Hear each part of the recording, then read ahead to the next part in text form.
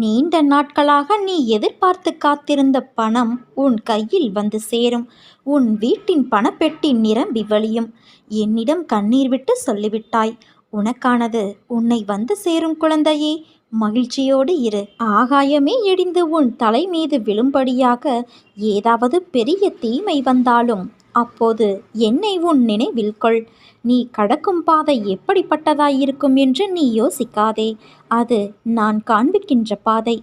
அதில் என் துணை உனக்கு நிச்சயம் இருக்கும் என் குழந்தையே.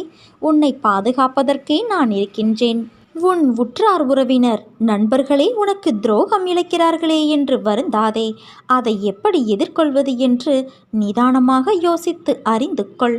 நட்பு பாசம் இல்லாமல் பணம் ஒன்றே குறிக்கோளாய் கொண்ட வியாபாரிகளான இவர்களுக்காக கவலைப்படாமல் உன் மனதை ரணப்படுத்திய நிகழ்வுகளை மறந்து உன் லட்சியத்தை அடைவதில்